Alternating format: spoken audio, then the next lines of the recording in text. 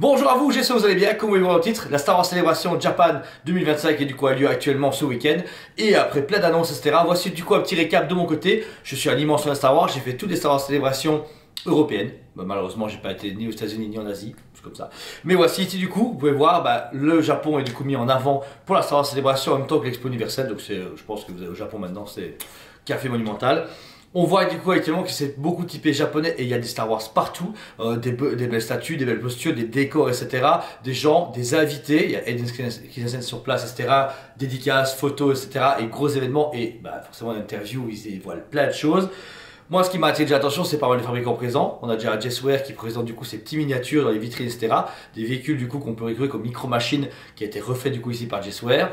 Un peu plus loin, Bandai qui s'est mis en tête de faire du coup toutes des nouvelles figurines articulées hyper balèzes et en parallèle des maquettes aussi modèle kit que vous pouvez trouver là-bas. Moi j'ai dû les faire importer à l'époque mais il n'y a pas de marché actuellement disponible en Europe, mais je pense que ça pourrait venir plus tard. Mais là déjà c'est très bien fourni. Plein de fabricants très connus et un peu moins connus vraiment font des trucs. Là-bas en général il y a des fois des montres qui viennent, des vêtements, il y a tout le store de célébration. Vous pouvez acheter des t-shirts, des goodies, des casquettes, des vestes qui sont exclusives là-bas et qui coûtent la peau du cul. Mais quand on est fan, on dépense sans compter. Voilà. Ensuite, on a forcément Hasbro, que j'adore énormément. Ils ont mis des belles bannières, type un peu japonais, avec les covers de Black Series. Idée de génie. Je pense que là, je vais les piquer pour une future expo Star Wars, ça c'est sûr et certain. Ensuite, on a vu leur sabre laser, pareil, exposé au mur comme ça. Génial. Là, c'est une vraie mise en avant. On voit qu'ils se sont battus, qu'ils ont enfin sorti leur doigt de leur cul pour faire un truc super cool. Et ça fait plaisir. Moi, je trouve l'idée est géniale d'avoir tout ce mur-là et tous les Hasbro. Ensuite, plein de teasing dans les figurines, etc. Tout d'abord dans les vintage, on a eu pas mal de nouveautés. On a le retour, mais séparé, du shérif du coup de Book of Boba et de Mandalorian. Parfait. On a le Moff Gideon en version Mandalorian en noir. On l'a dit au Black Series pas longtemps. Le vintage va arriver. Les Jedi Survivor. On a plein de figurines de Jedi Survivor, mais on n'a jamais de Cal Kestis, mais c'est pas grave. Le Trooper avec son fameux lance-roquette. Également la Sœur de la Nuit qui est dans Survivor. Génial, un perso qui est sous-exploité. J'espère qu'ils vont le refaire parce elle fait partie du clan de Asajj Ventress qu'on dévoile dans Jedi Fallen Order. Super cool. Et Crosshair. Voici deux bad patch disponibles enfin en vintage sur 5 ou 6. Donc, mieux tard que jamais. Et alors, grosse surprise, ils vont enfin sortir le Banta. Le Banta qu'on n'a jamais eu en vintage, on l'a eu que, enfin si on l'a eu à l'époque en version 2008-2010, mais là il le ressort en vintage avec une figurine exclusive d'une tonne du Tusken Rider et le Banta, bouche articulée, etc. à acheter minimum par deux pour faire des scènes de mise en scène super cool, et puis c'est bien. Même si c'est un peu pauvre, ils ont même dévoilé les photos avec toute la cantina, le speeder qui est sorti, donc on est vraiment full Tatooine, même si c'est aucun anniversaire l'épisode 4. Ils sont vraiment full. J'aurais aimé des reveals sur l'épisode 3 du coup parce que c'est les 20 ans maintenant. Mais je me dis, les gars, il fallait sortir des films exclusifs, des packs exclus, rien, ou même des révélations. Que dalle, rien, donc c'est un peu dommage. Monsieur Hasbro, ils aiment bien faire des trucs à demi-teinte, c'est un peu dommage. Donc voilà, et ensuite en Black Series, par contre, on va avoir pas mal de nouveautés. On a Han Solo et Chewbacca en version épisode 4, très classique, mais ça fait très longtemps qu'on les a pas récupérés comme ça, donc c'est super cool. Un packaging super chouette, très frais et à l'échelle, forcément, tous les deux. Il y a également du coup Dash Rendar, je ne sais pas si vous connaissez, mais L'Ombre de l'Empire était un des premiers romans canons à sortir dans l'époque de Star Wars, dans les années 80 plus ou moins. Et donc vous l'avez ici, Dash Rendar, qui est un personnage pour moi de mon enfance. Mon père m'a beaucoup raconté, j'ai eu les premiers vaisseaux à la maison. Ils vont également refaire la Sœur de la Nuit qui est dans Survivor, donc ils vont la sortir en Black Series et Vintage au même moment. Et puis un pack de 2 un peu spécial, un Cal Kestis avec de la big moustache et un des gérants de cantina du Survivor. C'est juste pour le fun, je trouve que c'est marrant avec la moustache, mais je vois pas trop l'intérêt. Mais voilà, vous connaissez Star Wars, j'aime bien. Et l'exclusivité qui tue sa maman, le renard avec son droïde qui fait partie du coup Star Wars Vision, la saison 1, un premier épisode qui a marqué les esprits. Et c'est un pack célébration là-bas. À chaque fois en général, les packs sont dispo pendant le week-end là-bas et ça arrive souvent qu'ils soient dispo chez nous en Europe quelques mois plus tard ou 6 mois maximum à des prix normaux et pas à 250 balles parce que les gens spéculent. Donc si vous voulez patienter, c'est pas plus mal. Donc voilà, ça c'est fait. Ensuite, on va arriver du coup dans les plus gros produits, puisque là Hasbro a déjà fait le tour. On va arriver sur du Hot Toys. Là, il y a du lourd à fond. C'est déjà Hot Toys. Ils sont à Secret Base. J'ai vu le nombre de gens qui ont été du coup au Japon et qui ont été directement du coup avoir les produits Hot Toys, etc. C'est extraordinaire. Et alors, ils ont dévoilé pas mal de choses. Tout d'abord, du coup, dans les Hot Toys, on a pu voir qu'il y a des produits qu'ils ont prototypés en 1/6. Donc, on a le T-Fighter, le T-Interceptor et le N1. Waouh, mon rêve d'en avoir. Le N1 en 1/6, le T-Fighter, dinguerie. Le TIE avait déjà été aperçu en 2015 ou 2016 à une Comic Con, San Diego. Jamais eu de proto, jamais eu de prix, etc. Mais là, le fait qu'il les remontre, je pense que c'est juste parce qu'elles étaient au Japon et qu'ils se sont dit, bah tu sais quoi, on a la conservation, on va les foutre là, comme ça, les gens ils vont faire, oh bah là, et tous les fans vont dire, oh je veux, et bah, on va leur dire, allez vous faire voir.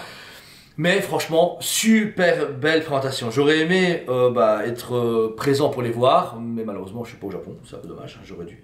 Mais voilà, franchement belle surprise. Ensuite, dans les Hot Toys, on va avoir pas mal de surprises. Tout d'abord, dans l'exclusivité, ils ont fait un beau panel, ils en ont montré 5. On a eu du coup différents visuels sur les exclus. Déjà, il y a un Vador en version, j'appelle ça Célébration, avec les ombrages bleus et rouges. Super beau.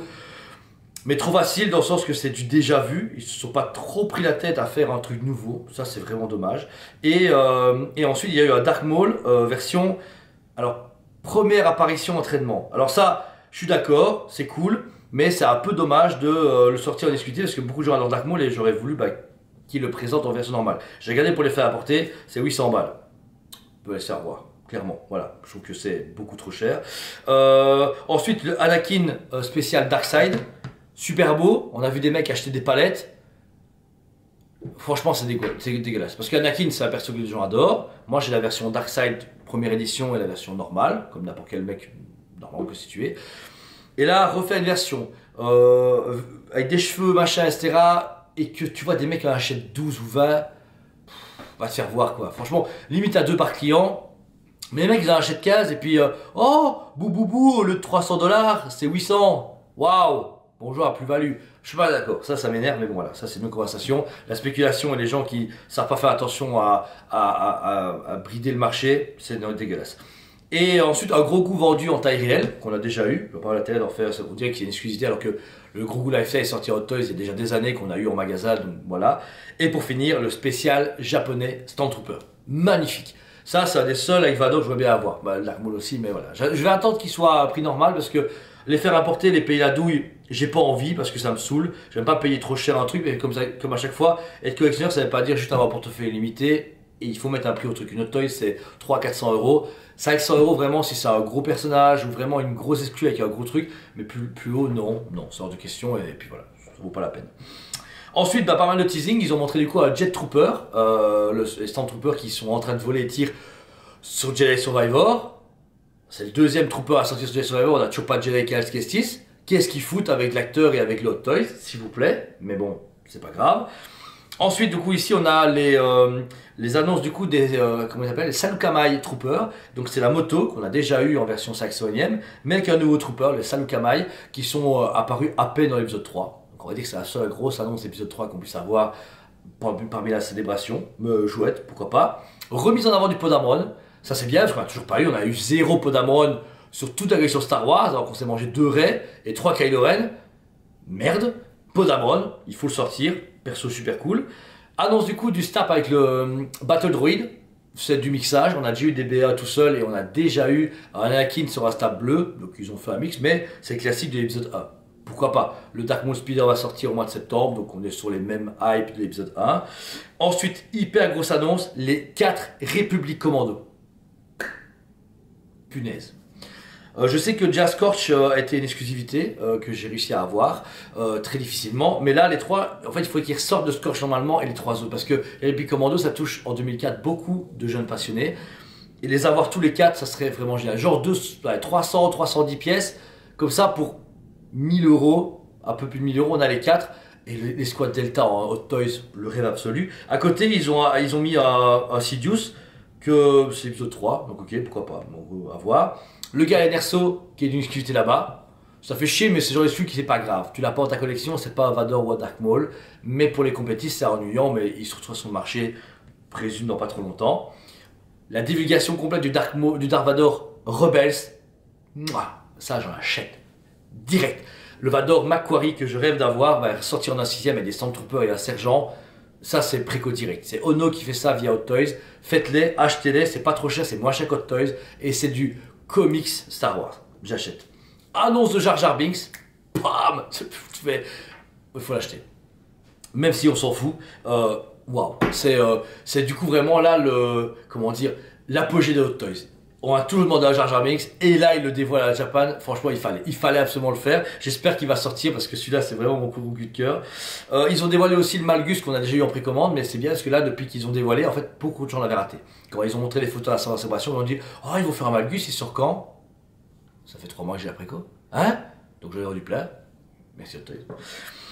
Et voilà, et on clôturera sur l'annonce d'un buste taille réelle, il semblerait, de Vador en version Obi-Wan. Moi j'ai l'impression que c'était du 1 quart, mais j'ai vu des gens mettre life size. Alors il faut savoir qu'ils ont déjà fait des bustes taille 1 quart ou 1 sixième il y a des années. Il y avait Joker, Batman, Iron Man quelques-uns, Rambo, Alien et Predator. Et là, bah, il est ouf. Le head sculpt de Hot Toys c'est du muchos gracias. Et s'ils commençaient à faire des bustes taille réelle en PVC, parce que de la résine on s'en fout, c'est en PVC, et qu'on toucherait ça à, j'imagine, 850 €.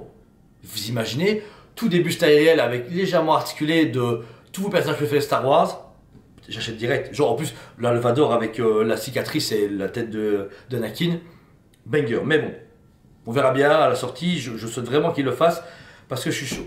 Dans d'autres annonces, on fête la 20e année de Lucasfilm Animation. Ça dit que ça fait déjà 20 ans qu'ils nous font découvrir ces mondes merveilleux à travers l'animation. Moi je suis un hyper fan, je regarde tout. Clone Wars, Bad Patch, Rebels, tout regarder. Et cette affiche représente vraiment une histoire de ma vie. C'est vraiment ma jeunesse jusqu'à mon côté adulte. J'ai tout traversé à travers Star Wars et ça, les 20 ans comme ça me touche vraiment très fort. Ensuite, 50 ans d'ILM. Là, je voudrais bien avoir leur putain de t-shirt, mais il est SQ là-bas et ça m'énerve. Mais bon, c'est avec le beau mec qui joue Starkiller, donc ça va. Et actuellement, la saison 2 de Light and Magic, le documentaire que je vous conseille, et sur Disney+. Donc ça veut dire que là, je fais la vidéo, on est samedi, là vous l'avez dimanche, et là je suis en train de la regarder maintenant. Je la mate maintenant. Maintenant. Là maintenant. Ensuite, remplacement du coup de l'acteur qui joue à Game of Thrones pour Bella Skull. Le décès malheureusement, on a le remplacement, le teasing, et il va faire le café. Il a l'air un peu moins sage, un peu plus violent, mais c'est mieux que rien, c'est pas mal. Ensuite, Dark Maul Animation. Ça va arriver, une série Dark Maul Shadow, Shadow War ou Shadow Lord, énorme, une série enfin Dark Maul animation, ça va être énorme et du coup j'attends ça à 2026 avec impatience. Et puis 2 films, Mandalorian Grogu en 2026 et Star Wars Starfighter en 2027. Ça, mon cœur de fan de Star Wars crie victoire parce que je trouve, je disais avec la vidéo One Page, on parle avant la célébration où Star Wars est mort, les gens sont fans et tout. Là, ça pétille là. Vous voyez, j'ai vu en plus le trailer en fuite de Mandalorian Grogu, énorme. Je suis chaud à fond, je vois déjà les Hot Toys, les Hasbro, je vois déjà moi au cinéma, je me vois avec mon t-shirt, ma casquette, ma veste, mes shoes, mes chaussettes, tout, ça va être énorme et j'ai hâte de le partager avec tous ceux qui adorent Star Wars parce que c'est ça Star Wars pour moi, c'est la passion, c'est le partage. Donc voilà, voilà, petite vidéo du coup sur la célébration avec toutes les annonces que j'aime, machin, etc. Il y a moins discuté des heures, mais on est samedi soir, ça a été une semaine assez intense, donc voilà, je dois commenter la vidéo pour que vous l'ayez demain à 8 h du matin, donc voilà, je vous aime énormément, merci pour tout. Vous vous rendez pas compte, mais tout votre soutien me fait toujours plaisir. J'ai vécu une semaine très intense à être tout seul avec un seul de mes collègues. Donc j'avoue que j'ai fait beaucoup tout seul. Mais je me suis rendu compte que vous me manqueriez si j'arrêtais mon travail. Ouais, parce que vous êtes tous géniaux. Au téléphone, par mail, au magasin. J'adore mon métier et je vous en remercie. C'est pour ça que je vous le rends aussi bien avec le magasin et avec le musée. Parce que vous le méritez quand même. Même si des fois, genre c'est des trous du cul, mais pas vous. Voilà, que la force soit avec vous et je vous dis à très bientôt.